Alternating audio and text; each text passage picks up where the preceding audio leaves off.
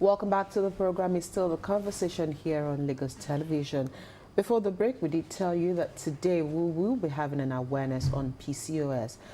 Now, a lot of people run away from the pronunciation of this particular condition, Polycystic Ovary Syndrome, popularly or simply called PCOS. It is now, of course, my guest will tell us if it is hereditary or it is something that, you know, even if your family does not have a history of it, you can still actually pick it up because it is actually a disorder, a hormonal disorder. So we do have our guest in the house this morning, Sarah Afolabi Olagoke. She's a PCOS advocate.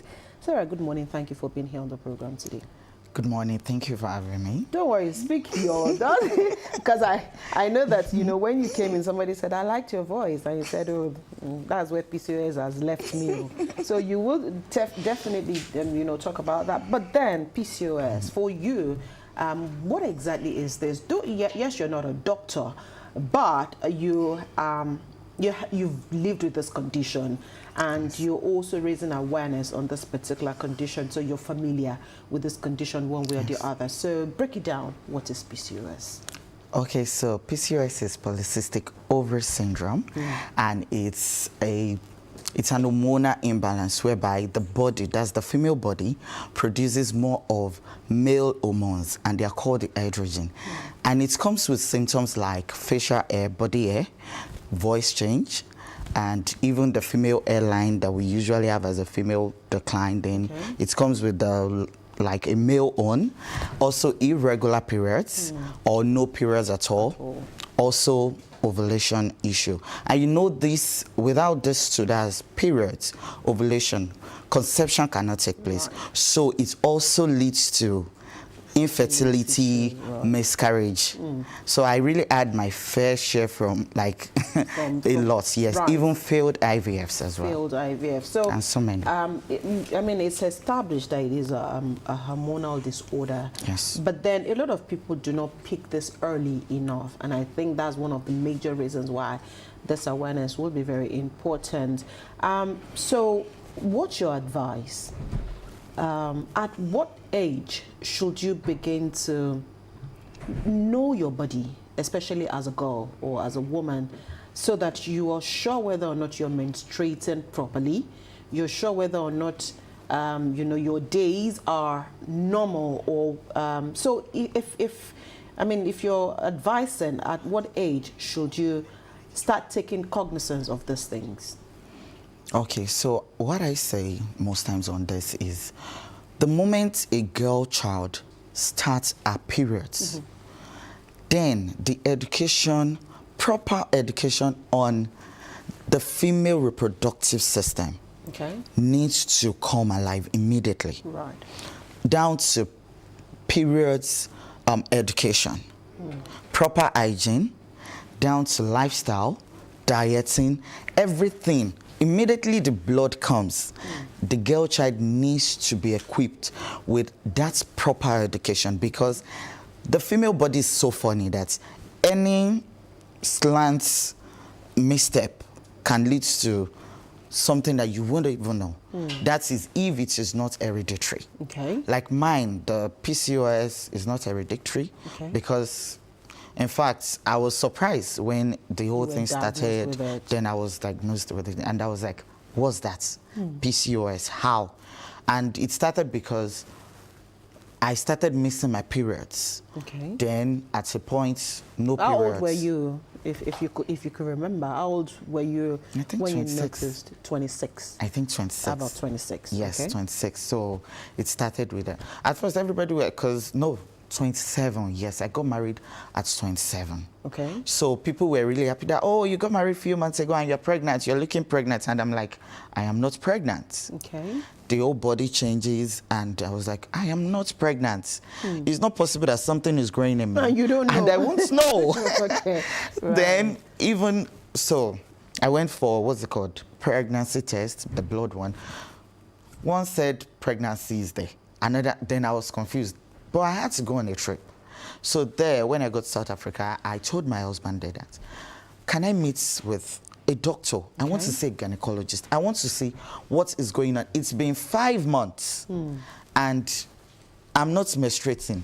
It's not that I'm pregnant. So what's going on? Then the doctor had to say, okay, let's do hormonal profiling.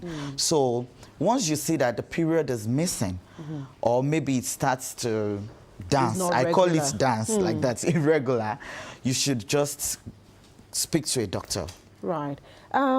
So two things you've mentioned here. That there's once you notice that your period is dancing, like you said, and secondly, bloating could also be a problem, especially for the girl child, and you know definitely that at this point I am not pregnant. So would you say that at that stage, if you had not traveled out, you had conflicting reports?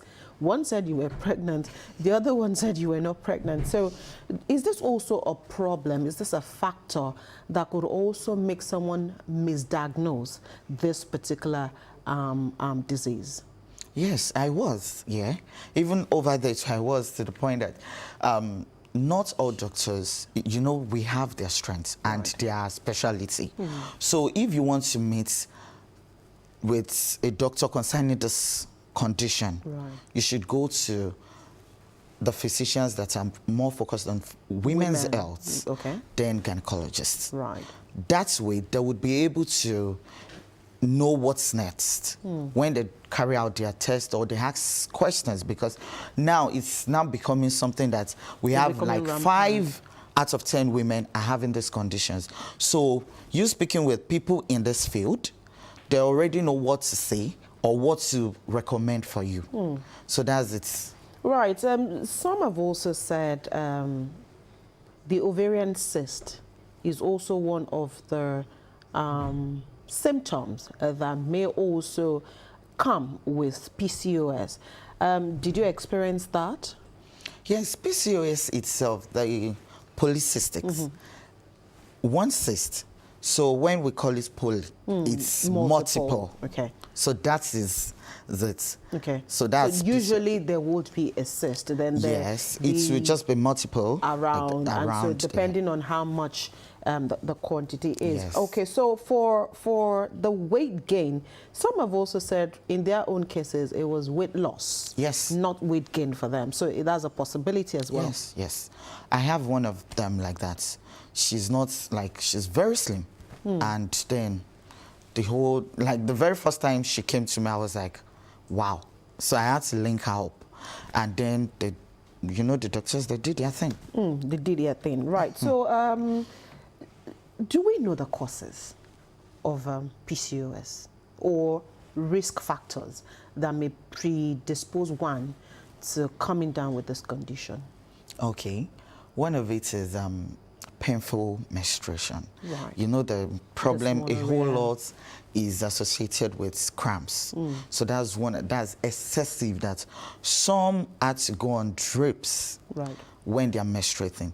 So that's a problem, and they need to look into it immediately for early prevention. Also, as a female, we need to watch what we consume.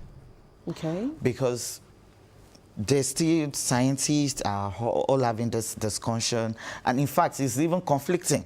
Some are saying, oh, there is a cause to it. Some will say, oh no, it's just an hormonal disorder that just occur. And some again, you know, lifestyle of we trying to balance work life as well. So the kind of food we consume. So you can be low on nutrition, but you are just eating, oh, I just want to put something in my tummy. So that's another issue again. Dieting, poor dieting, poor lifestyle. There are some people that their sleeping pattern is very poor. So it affects. So that's why I said, as a female, we need to be, should I say, discipline. No, I can't even remember the word to put it. Like, you have to be very extra conscious because the female body is extremely delicate. So any like missed step like this, there is an issue. There's an issue. It could cause a lifetime damage to the body. So there's so many people who, of course, have Adebimpe, do you have a... okay, let me hold my thought. Adebimpe has a question. I'm just wondering, is there a thin line between polycystic ovary syndrome and, of course, fibroids? Okay, so 2 weeks ago I met a lady who have this. She has the two. Both, like, it leads to it. So if PCOS is not managed, it can lead to so many things. And fibroid cancer, that's the womb cancer, it can lead to that. Even for those with weight gain, it leads to diabetes too, type 2 diabetes as well. Right, so which means that sometimes, if not properly looked into, PCOS can also attract other diseases. Yes, it's just like calling the friends. Come, let's feast. Let's feast in this body. Okay, so for linked with a question, Joy. Okay, I also have a question. So I want you to talk about practical experiences. Like recently, we were speaking with someone, and she said she has been experiencing heavy bleeding, you know, and that she has gone to several hospitals, and nobody is saying exactly what is, you know, going on with her. But then when she had a conversation with a doctor abroad, and then he began to break it down, looking at her test results, and then he was talking about PCOS, you know, and then he was saying something like the final solution would be to take out her ovaries. And this is someone who has not had children yet. So I just want you to talk about the practical, people living with PCOS. What is it like, the practical experiences? Okay, I will use myself as one. But based on that person that you said, that's a case of extreme. It's extreme. So it can lead to that extent as well. But in my own case, it was associated with irregular periods. Then, no, at first, there was periods. There was no ovulation. Then irregular periods. Then there was no periods at all for like a year. And then the whole body changes. Then at first I was just told lose weight. When I was told, oh, you need to lose weight. Maybe you are too big. You are too big. And I'm like, I'm just size 12. So why is it possible that someone who was 8, I was even 8 then, and I went to 12. And I'm like, okay, lose weight, no wahala. Then I started going to gym. It added to it because you do not need to do heavy exercises. It causes burnouts that leads to fatigue as well. So if you want to do anything, it has to be moderate. So then after that, I was using, post pills.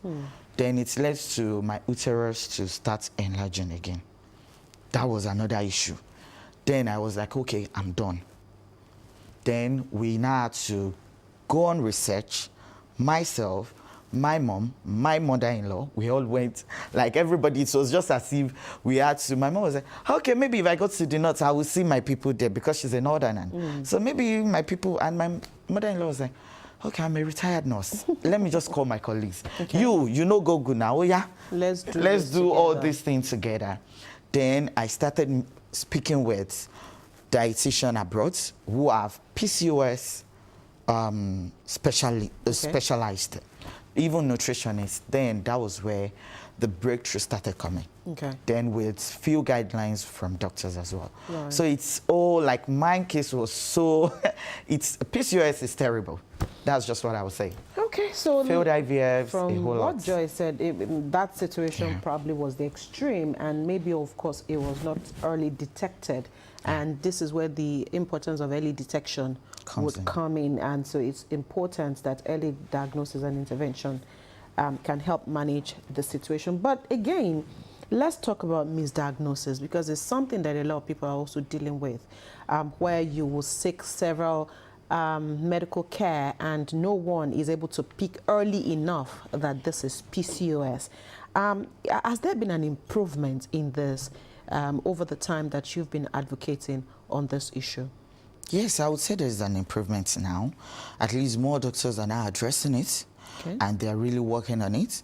And even more people are coming out. Nutritionists, they're now focusing on, we now have businesses as well that are focusing on providing these women with food products. Okay.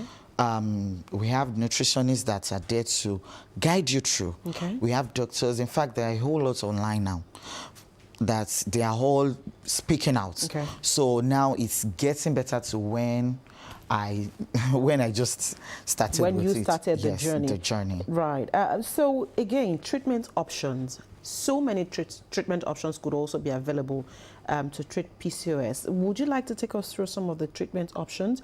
Is surgery one of the options, or like you've said, diet, moderate exercises, and personal consciousness? Is surgery an option? Okay, except in rare cases. Okay. But for now, most of it, they had drugs that they give. Some also recommend install. That's a content you pour in your water. So, and firstly, they just need to get you tested first. Okay. They need to check your blood. That's for hormonal profiling. They need to look for progesterone. They need to look for the level of the androgen presence in your body, in the body, before they cannot know what they need to. And in some cases, some women just need post-pill. Okay. That's just to Regulate regulate the and bring the periods back. back. So most times that's where medical practitioner would want to start with. Okay. That okay, let's bring the period back, and then we'll know what's next. Right. The mental health of every woman going through this particular situation is one that one also needs to take cognizance of, because you had a support system. You had your mother, you had your mother-in-law, and I guess your husband as well. You all teamed up, and it was more or less like a community that was rooting for you. But in all of that time, your mental health, how was it? What state were you in mentally? Let me just say, out of 100%, I was like in 50. The 50 is from my close family, the support I had. Then the other 50 is just, so if anybody says anything, and I'll just, at first it was difficult from colleagues. In fact, I had to change environment at some point, because truly I was looking like a pregnant woman. And then you go out, affecting you. yes, then you go out and people will tell you, oh, sorry, very soon we are coming for celebration. And I'm like, oh God, what's this? So it's a whole lot. And some will say, is that a woman speaking? Your voice. Okay. Sometimes on phone, I'm like, hello, and you'll be like, hello, sir. And I'm like, no, it's a woman. Now, wow. You get that kind of thing. So I get all that. Then for other women that I've come across, it's very difficult. Very difficult, to the point that I had to now start up a support group. Right. Whereby you know that you're not just alone. Okay, because Yes. again, this could also lead to suicidal thoughts. A whole lot. A whole A lot. lot of them have been through that. Okay. Adebimpe? For a woman who wants to conceive and has been diagnosed with PCOS, what are her options? Okay. From medical practitioners, they have their own way, and they have the treatments. At first, they will start with trying to bring back the periods. That's in a situation whereby the period is not available. Then also tracking, that's follicle tracking. The person have to go for follicle tracking after every period. So they need to check the health of the eggs. So they need to check that, and it's usually done by Vaginal, yes, TVS, transvaginal, yes. So they do scan. that. So they track that, and then the person herself now needs to embrace full quality, high quality nutrition that helps. And also there are spices and herbs that you can use for that. So you just have to combine them, but you need to take them moderately, because too much of everything as well can cause a whole lot of damage as well. So, and that's what I actually use, and few women I've met, and I'm a mom now. I gave birth last year. Thank you. Thank you. So meaning that it is not a totally bad situation. There might be a delay, but at the end of the day, there's the high chances that you will win if you're also perseverant. But there are also some women that, you know, their cases might have gotten to that level where it probably, again, would be a bit difficult for them to conceive because of the level of the state of, you know, the PCOS they're dealing with. But then this is where other forms of assisted assistant would come in. Is that also one of the things that you advocate for? Yes. So when it gets to that level whereby the eggs cannot even pick up anything again. There are some, like mine, we were at a point and we had to try IVFs and it failed 3 times. Wow. For me. So, and then natural conception take place, then miscarriage 4 times. So there are some women that it gets extreme, that the eggs are no weak, longer so they are no viable. longer viable. So it's advisable that they and their partner come to a time. That's why we have several options out there, from surrogacy to adoption to so many. So, and There's a way out. there's a way out. That's the And bottom I line. do say that PCOS is not a life sentence. So it's not. Even after giving birth, you can still be pregnant and still have PCOS. But because it's already managed, it's like something that has wings before, but you have been able to tie the wings. Yeah. You know, it's not dead, but it's still there. So if you now decide to say, okay, I've got seen what, and you I relax. was going to ask that because, again, you know, there are some women that sometimes they get diagnosed with, is it primary or secondary infertility? Now, after one, then there's a law for years they can't get pregnant again, and you hear, oh, it's a secondary infertility, and so they keep trying and all of that. So my question here is it possible to develop PCOS even after you've had kids? And so how do you deal with that situation at that time? It's very possible. It's very possible. Very possible, because there is second infertility stage. So it's possible. Then you have to still So the use- same path. Yes, the same path. Okay. If the person wants to Have a child. Another again. child. So they have to go through that path. But it's some of them will just feel like, okay, I'm good. At least I have one. I have one. Let They me call me a take care mom. of So let me that just take one. it. Because you hear some things that you have to do away with.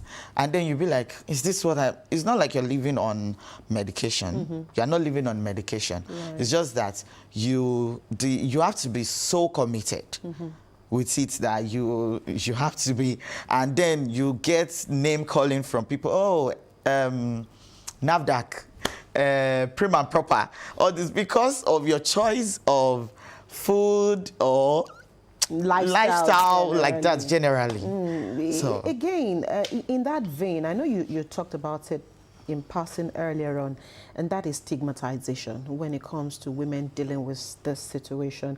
We are in a society where we don't mind our business. We are there where, you know, they're already calling you Iyabeji, not knowing that you're not pregnant. I mean, why are you laughing? It happens a lot. People do it, and you know, so they get into your business even when you do not want them to get into your business. And you say you had to change environments because of this. Are we also getting to that space where even though, yes, we're communal in the way we live, but can we also start minding our businesses? I mean, my life should be my life, and it shouldn't be anybody's life. If I have not told you I'm pregnant and I'm expecting, don't congratulate me. Are we ever going to get to that level? this is a question I asked myself back then, that can we just mind our business? Like, I've been to a naming ceremony. It got to a stage I stopped attending naming ceremonies. Right. Because anybody will say me next will say, Well, you are next. You are next. We are coming to We are eat coming rice. to you. And I'm like, did I send you? Am I inviting you? So, I would say with the new generations, people are beginning to understand some things. Whereby, okay, There are if they didn't boundaries. say, you don't ask. So people are now creating boundaries now. And we just hope that it's spread across all generations. Let's just hope that it's spread across. And that is why we are here.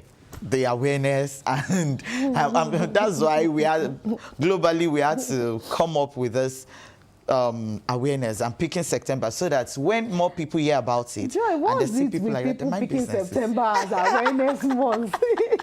Something about September. There's so many things about September. Is it because it's the 9th month? Yeah, maybe. It's significant to women. Yeah. What is it? Everybody's picking September as advocacy month. What exactly is going on? Okay, do you have a question? Yes. Go ahead. One of the, I don't know if this is a myth or it is a truth. It said those women with PCOS have more male hormones. If that is true, if that is false, so, and what are the other myths, surrounding this particular condition? Okay. From the male hormones that brings out air on where you are not expected to have air as a woman. Having a whole lot of changes. And some also says you should be grateful that, that you are not menstruating.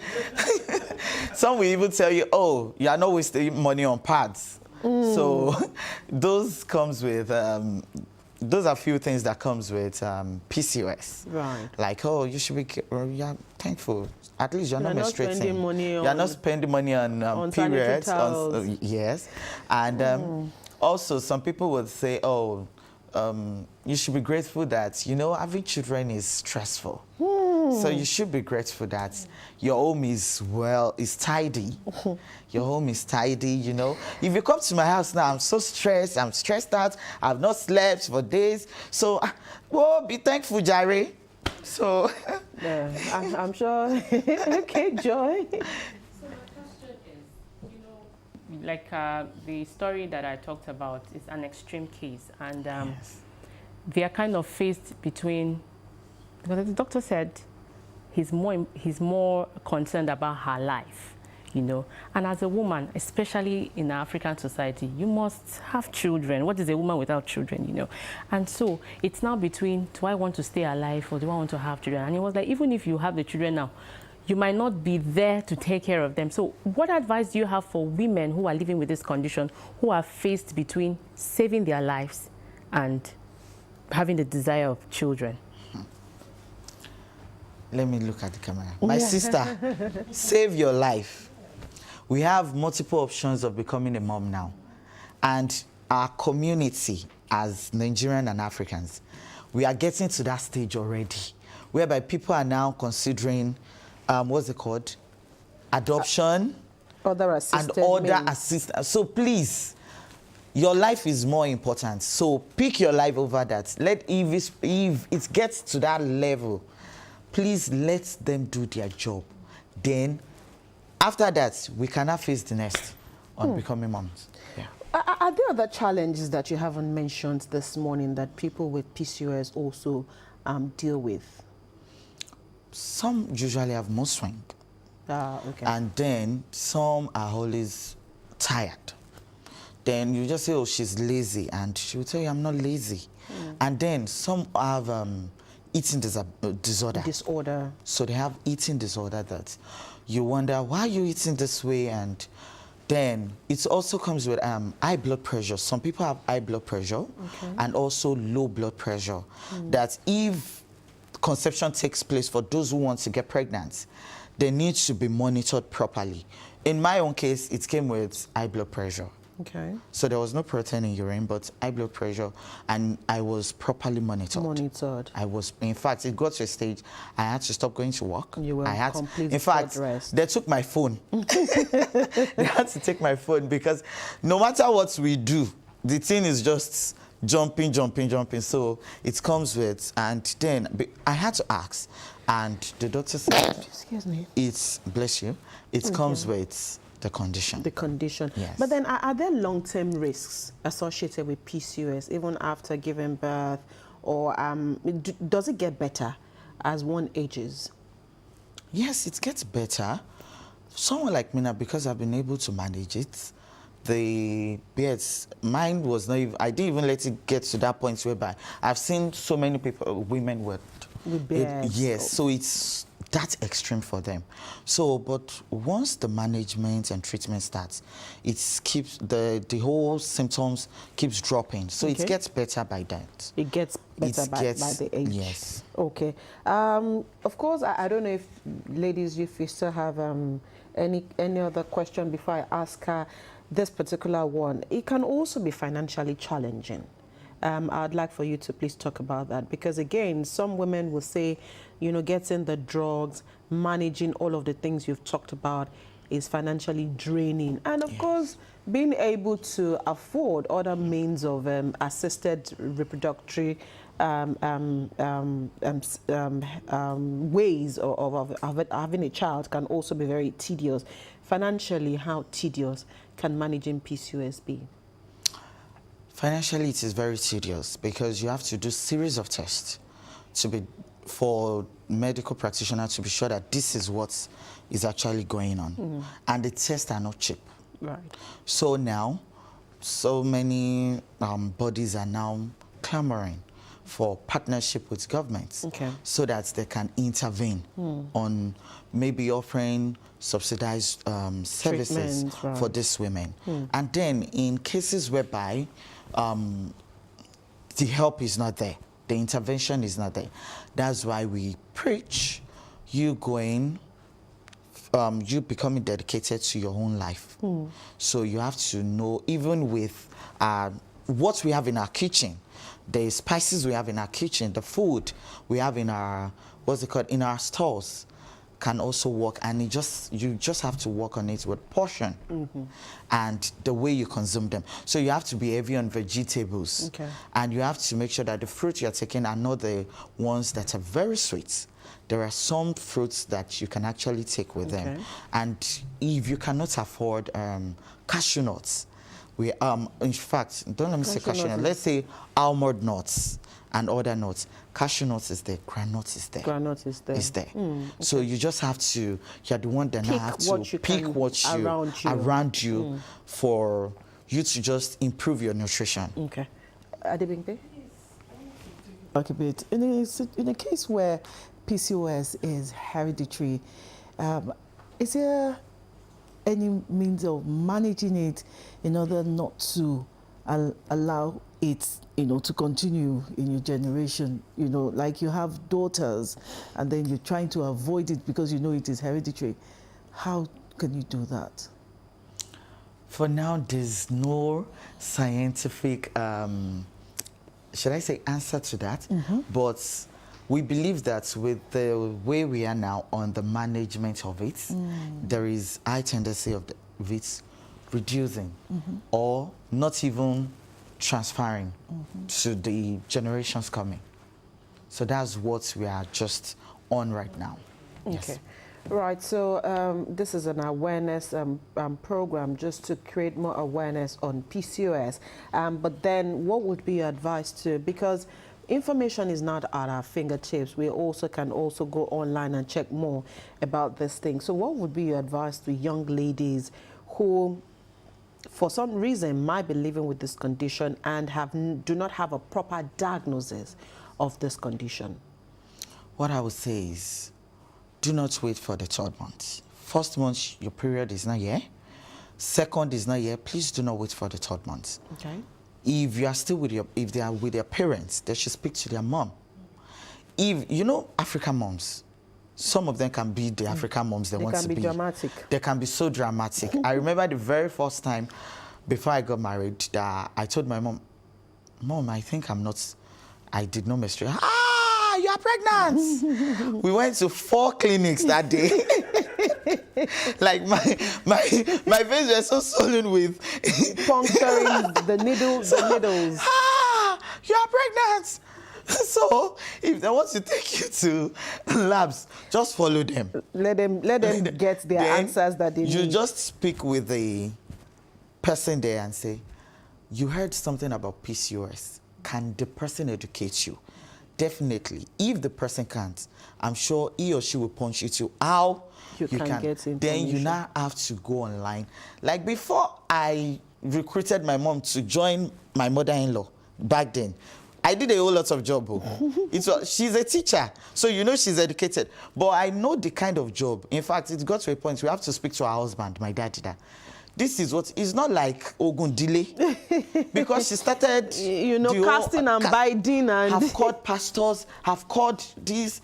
No, I believe this is a spiritual problem. You need to start fasting. And I'm like, but mommy, I need to take breakfast. Is highly recommended. No.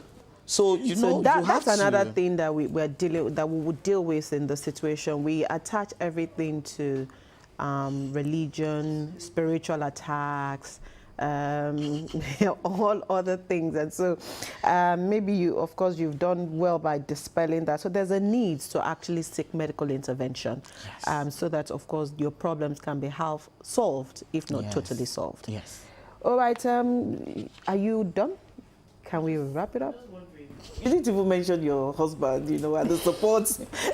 No, what was his role in all of this? Yeah, she did. She actually did. That was where she started from, really. And I think it was through him that you first got the proper diagnosis in South Africa, in fact, he had to start reading so many things. On his Instagram, he followed anything PCOS. So he just said, I saw this again. Can we do it? It got to a point I was like, it's not you that have it now. Who has this PCOS? He said, no, you know now. Let's just try this again. Maybe it will work. So he was really supportive. So that's another thing that I always pray for women. Experiencing this to have support. Because so many women in my community, it's hard. Really it's hard. And that's why I asked earlier the mental health of some of these women. So it's very important that there's a support system. Yes. All right, I would have to leave it here this morning. Thank you so much, Sarah Olagoke, PCOS advocate, for finding time to be here on the program. We wish you the very best. And I love to your baby.